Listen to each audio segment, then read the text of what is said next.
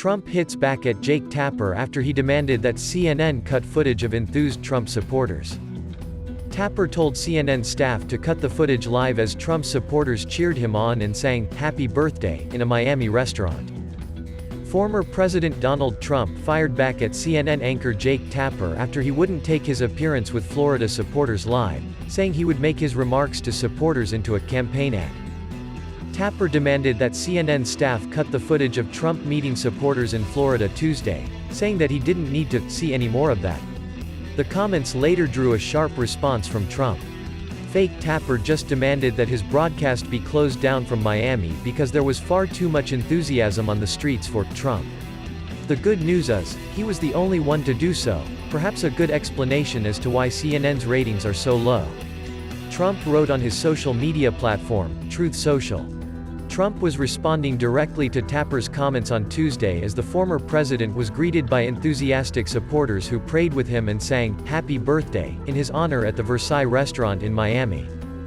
The former president's inner circle has used the disparaging nickname, Fake Tapper, for years when referring to the CNN host. As Trump's supporters continued to cheer in the background, Tapper told CNN staff to cut the footage.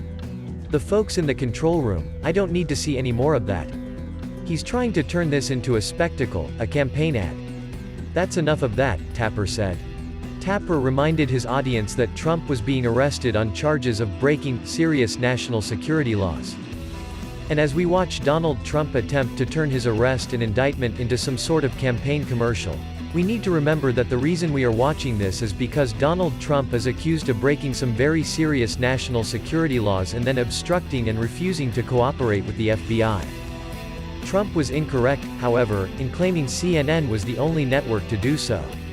Left-wing MSNBC anchor Nicole Wallace also urged her control room to cut the feed of Trump at the restaurant on Tuesday, saying, "We don't need to see that anymore.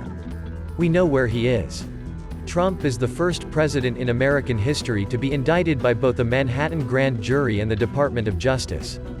On the same day that the indictment against Trump was released, President Biden was also accused of having taken part in a pay-to-play bribery scheme with a Ukrainian energy company for $5 million. Trump spoke to supporters on Tuesday in Bedminster, NJ, after he attended a hearing in Miami for his indictment.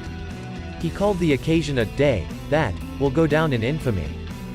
He continued, "Joe Biden will forever be remembered as not only the most corrupt president in the history of our country, but perhaps, even more importantly, the president who, together with a band of his closest thugs, misfits, and Marxists tried to destroy American democracy."